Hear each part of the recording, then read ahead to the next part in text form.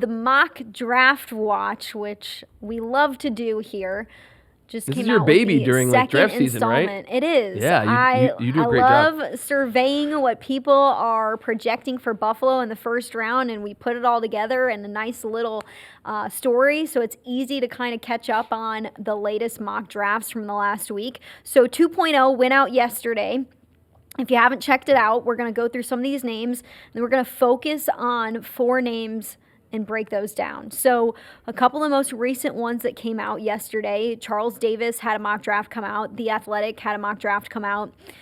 Charles Davis thinks wide receiver Denzel Boston out of Washington is a good fit for Buffalo. The Athletic decided to go with an edge outside linebacker, Mason Thomas, out of Oklahoma. In terms of the mock drafts tracked in this round, there were 11, and of those 11, wide receiver was mocked to Buffalo 5 different times. Defensive tackles were mocked to Buffalo 3 times. 1 safety, 1 edge, 1 linebacker, so you get an idea of what position groups people are thinking make sense for Buffalo. At 26, wide receivers Malachi Fields and Omar Cooper Jr. were the favorites of this round. They were each mocked to Buffalo 2 different times. We've tracked now 25 overall, so we're just in the beginning. When I get done with this, the number's more like 120 to 140, so we still have a long ways to go. So far, wide receiver is the leader in the clubhouse, being mocked to Buffalo 11 different times. Linebacker and edge are right there at 5 for linebacker and 4 for edge, but now in a 3-4 defense, it's kind of like linebacker / edge, depending on what Buffalo thinks. Any names pop out to you in some of the latest ones that we've tracked that you were surprised by, or you kind of thought, okay, cool? Not a ton of surprising ones. I did mention to you off air from the Draft Network, Justin Mello. Linebacker Jake Galde from Cincinnati. There's a lot of buzz for him that he's like a big like Tremaine Edmonds type linebacker. I have not watched him yet. So that would be technically a surprise because I haven't watched him. But the one that I don't think we've talked about enough, which we can get into here in a minute, Omar Cooper Jr. from Indiana. And the reason why is that we've heard so much about Denzel Boston, Casey Concepcion. Could the Bills trade up for one of like the perceived marquee guys, the Mekhi Lemons, the Carnell Tates? Omar Cooper Jr., my comparison for him pre-combine, and we'll see how he works out, was DJ Moore. He is that type of wide receiver, similarly sized to DJ Moore. He's going to be around 6 foot, 205 to 210, ridiculous after the catch. He is contact balance, cutting skill, running back with the ball in his hands, and he catches the football very reliably too. He was like one of the go-to targets for Heisman winner and eventual number 1 overall pick, Fernando Mendoza, in that national title winning season at Indiana. You see a lot of the highlights here. He just had, whether it was Big Ten players or all of the competition in the college football playoff, defenders bounced off Omar Cooper Jr. with a high regularity. So he's someone that we talked about. DJ Moore as a potential trade guy, and his at age 29, it's going to cost you draft capital. You could just pick a very similar stylistic wide receiver in Omar Cooper Jr., who's not the vertical guy, but I think could be that well-rounded type that Joe Brady might gravitate to, because he has coached a lot of very well-rounded wide receivers at LSU and Carolina. Omar Cooper Jr., 6 feet, 204 pounds. To me, you see right away, creating yards after the catch is his specialty. He is not afraid of contact, is happy to do the dirty work, to fight for those few extra yards that move the sticks. I thought has decent build-up speed. Yeah, He's got a muscular lower half, and that really creates some speed once he gets going. Cooper Jr. also, just watching the tape, you get a vibe of he's got a decent IQ when it comes to playing the game of football, and had 13 touchdowns last season. That's a fat number. He also had an amazing touchdown against Penn State with 30 seconds to go. Catch of the year. Indiana was down by 5 points. Mendoza was under pressure, fires it over the middle. Cooper Jr. jumps out of the gym to come down with this pass as he's being blanketed by a defender. He showcased his athleticism getting up to grab the ball, and then showcased his physicality coming down with it. It was awesome. It was a catch where it looked like his right foot was going to be out of bounds and that the play was going to be incomplete. and he looks down at his feet to see where he was. This is all as he's catching a pass with the defender in his hip pocket. Yeah. And as his right foot is about to go out of bounds at the back of the end zone, he then changes where his feet are aligned and actually gets his left foot and taps it inbounds. No one really knew. I mean, if you're watching the game, Gus Johnson went into another universe with his call where he lost his voice, but no one inside Beaver Stadium knew if it was a touchdown or not because it looked like he was well out of bounds. The replay in slow motion showed that he got that foot in bounds. He definitely has high caliber awareness near the sideline in the end zone and is a player that on that Indiana team that had so many transfers, and Curt Cignetti brought a lot of the James Madison guys there.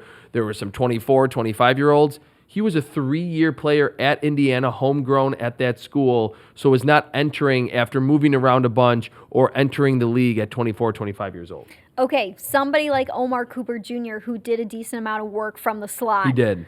What does that look like if you copy-paste to Buffalo's roster? Well, yeah, I mean, like I said earlier, I do think that Joe Brady and company and the scouting staff in Buffalo will be looking more toward players that have a lot of experience on the perimeter. And I said earlier that, yeah, you don't want someone that's 90% of the time playing in the slot. Last season at Indiana, 83.3% of the times Cooper was in the slot. Now, the previous season, 90% of the time he was out wide. So to me, I think there was maybe just a coaching or a schematic change of, hey, we're going to try to get you in space a little easier in the slot. He showed in 2024, 28 catches for 594 yards, 21 yards per catch with 7 scores, that he can win on the boundary. I do not think that Cooper is going to test through the roof. I don't think he's going to run in the 4.3s with a 42-inch vertical and, again, be this elite separator.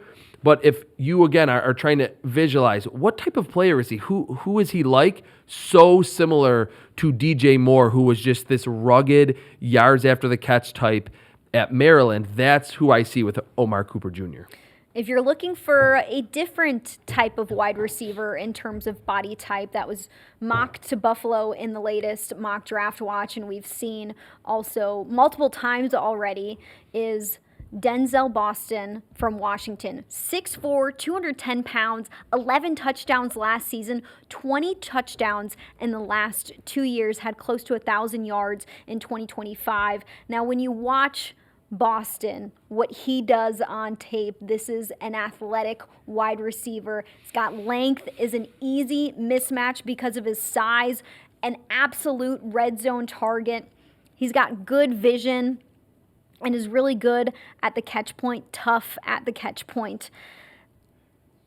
Has some toughness, too, off the line of scrimmage, is not going to beat everybody, but is a solid target at wide receiver who has tough hands and a big catch radius. So I think the biggest question that anyone needs to answer when they're giving their picks for whether the Bills are trading for a receiver, drafting a receiver, do you think the Bills need a big physical X receiver, or do they need someone who can get open and separate? I lean toward the separation ability, and I'm okay with risking some of the size and some of the physicality, but I do think we need to talk about Denzel Boston because the other school of thought is they need size. They need the physicality. They need to be able to win in those contested catch situations where a lot of the Bills receivers have not won late in the season and in the playoffs. With Denzel Boston, 5 drops on 204 targets in college. And last season, his contested catch win rate was almost 77%. 10 of 13 times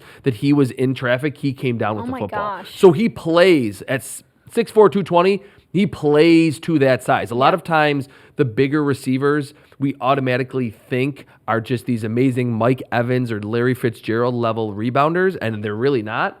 Denzel Boston absolutely is. Now, he is not going to get open with suddenness and subtlety as a route runner. There is some build-up speed to his game, so that's what you would ultimately sacrifice if you get him. But we're talking about inside-outside. All 4 seasons at Washington was either at 80% or higher on the outside. So this is not someone that needs to transition to that role and has never been near the sideline. There's a lot of catches on film over his head, getting 2 feet down, whether it's for a score or just a splash play down the field. He absolutely is your classic X receiver that's going to run post routes, dig routes, comebacks, and kind of box out smaller cornerbacks frequently. So different style from Omar Cooper, and not your vertical speed separator, but actually can be useful down the field because of how he wins kind of above the rim as a rebounder. Exactly. 6'4", 210 is what Denzel Boston's size is.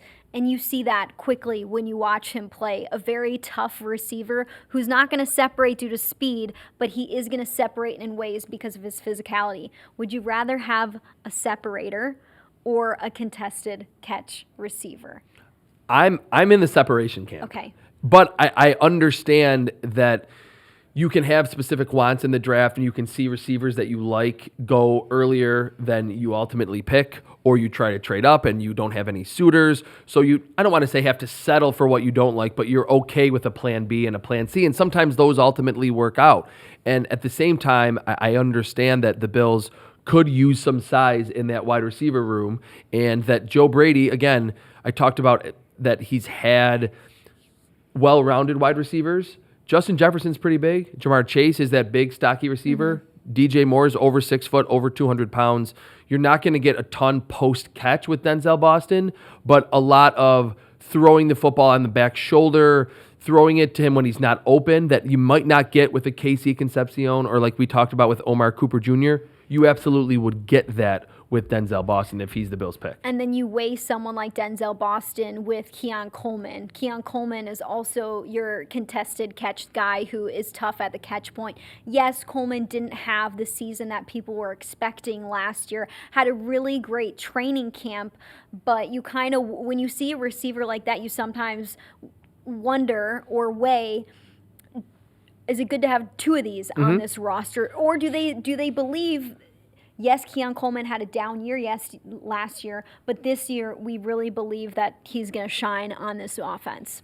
Yeah, I mean, I think in general, getting as many different styles at wide receiver makes sense. But let's say in the 4th or 5th round, the Bills, whether they picked a receiver earlier or not, that's fine. But let's say 4th or 5th round, they see a wide receiver that's similar to Khalil Shakir, slot receiver, great after the catch. Why not? Why not? Go after So just because you have someone in Keon Coleman, even regardless of, we don't necessarily know exactly how they feel about his future in Buffalo, but regardless of that, even though that is his specialty to be that back shoulder rebounder type, doesn't mean that the Bills can say, hey, you know what, we already have one. Yeah. We don't need another one. I think at this point, and at the level of need that the Bills have at wide receiver, just get as many quality wide receivers as possible. And maybe late you can draft a vertical specialist or someone that is not going to get open but is a big body. But early in the draft, I think you're looking for as much of a well-rounded skill set as opposed to a one-trick pony. Let's dip into defense, because why not? The Bills have been mocked. This safety, Emmanuel McNeil-Warren out of Toledo, 6'2", 202 pounds. Oh my gosh. Puts his body on the line for the football. This guy is a freak with the way he plays the game. Plays way more physical than 202 pounds. And you could see that because he's forced 9 career fumbles. What safety has forced 9 career fumbles? He throws his body at the ball and it causes chaos. Has some good IQ when it comes to feeling out the game. Can stop the run or run with a wide receiver. What do you love about McNeil-Warren? A lot. And he's part of why yesterday I mentioned that I've watched, I think, 8 safeties, and they're like all graded higher than any of the safeties last year, why I called it the best safety class that I've ever evaluated in 10 plus years of doing this. Everything that you want out of a modern day safety, he brings that. And he's someone that I said Omar Cooper and Denzel Boston are probably not going to test particularly well. McNeil-Warren, I think, could be that runs sub 4.5 and has a 40-inch vertical. He looks like a sudden explosive mover on the field, which lends itself to immaculate range in coverage. You hear 6'2", 205 and think, oh, he's a box safety, he's a linebacker. No. A lot of plays in coverage at the intermediate level and down the field. But I do think he will be selling himself to teams as this rugged, downhill, Totally. run defender, blitzer, slot blitzer, because he really did everything at Toledo. He actually reminded me a lot of Nick Emmanuel-Warren last year, who I loved for the Bills. He went in the second round to the Seahawks, had a great rookie season. Now, the difference is McNeil-Warren was doing it in the MAC. Nick Emmanuel-Warren was doing it in the SEC at South Carolina, but a similar body type, similar explosiveness, and if you remember, Nick Emmanuel-Warren tested absolutely bonkers last year in Indianapolis, and I'm still surprised he was a second rounder because of that. But McNeil-Warren is a name to keep in mind and pay attention to his workout, because that will ultimately help you, being that he's from Toledo. If he tests very well, you mentioned it to me off air, Quinyon Mitchell from the same school just a few years ago had similar insane film at the cornerback spot, and then he ran 4.33 and had a 38-inch vertical. So a lot of the scouts were like, all right, the film was good at the smaller school level, and the athleticism was there. If McNeil-Warren tests very well, and I think he could, he absolutely will be there in the first round, and he might not even make it to the Bills at 26 with a good combine, because like you outlined, his film is really that good, and the traits leap off the film at Toledo for McNeil-Warren. He's the type of player where no matter what team you're coached for, you watch somebody like that and you just see high effort, loves the game of football, is going to give it everything he has, and who doesn't want that type of mentality on your team? Somebody who can create competition in a safety room right away because of his high effort, high intensity style that he plays with. Toledo also, some of the highlights that we saw, I don't know if it was this past year, but while he was at Toledo, they played Kentucky, and he had a lot of highlights from that Kentucky game where, yes, you're not playing in the SEC, but you do get some good teams from time to time. Yeah, and watching his film with McNeil-Warren, there was not a time where it looked like when they played those early season games against better opponents from better conferences where it looked like he was out of place. Yeah. He looked like he absolutely could have probably transferred to one of those schools with the transfer portal and the NIL era that we're in, and absolutely looked the part and not been deer in headlights whatsoever. Last 3 years, 11 tackles for loss, 5 interceptions to go along with those 9 fumbles. It's absolutely insane, the production that he had. And again, he looks the part in terms of the physicality and the size that any type of defense running any scheme, man, zone, 4-3-3-4, would absolutely love to have on their team. We want to talk about one more player, defensive tackle Lee Hunter out of Texas Tech. 6'3", 320 pounds, had 7.5 sacks in 52 games. When you watch Hunter's tape, he is a space eater, has really long arms and takes up a lot of space, clogs up holes. He can rip and shed blocks really well, has good leverage when he plays the game, stays low, and is very powerful in moving people. I also think at 320, he moves really well for his size in a short area. He can kind of get up the field quickly or make moves quickly. So I thought that was something that stood out to me at 6'3", 320. So yeah, I'm typically not a big advocate of drafting defensive tackles in the first round, especially when they're over 320, 330 pounds. Lee Hunter is a different type of animal. He is your classic nose tackle size, and he played a lot right head up with the center or next to the guard, and is a tremendous run defender, but gives you some pass rush juice. He had 32 tackles for loss and 7.5 sacks in his 4 years in college, 3 at UCF, and then transferred to Texas Tech. Another one, went through the transfer portal and didn't look out of sorts, or that the stage was too big for him going up in competition, playing in the Big 12 last season. So he's someone that I think we talked about the well-roundedness at wide receiver. He is a very well-rounded defensive tackle because at his size, with his mass, very difficult to move. He sheds blocks very well against the run, and you're expecting that at that size, but can give you that penetration ability to be a quality pass rusher in time. So I really liked Lee Hunter a lot on film. To me, if he's picked at the end of the first round, I think it will absolutely be justified because I think he's going to test well at his size enough to say, I can eventually be a 30, 40, 50 pressure, 5 to 7 sack type defensive tackle, because I think you need in the modern day NFL the pass rushing upside to go in the first round at over 315 Definitely pounds. in today's NFL. That's a great point. Played at Texas Tech, UCF, and Auburn. Was an all Big 12 first team member in 2025. Also earned AP All-America honors, second team in 2025. Not a name that we're going to break down, but you might have watched film on this. One of my favorite parts of kind of going through some of these prospects is one thing we do to prepare for the NFL scouting combine is go through every single prospect and try and find connections to our current rostered players, whether that be college connections or hometown connections.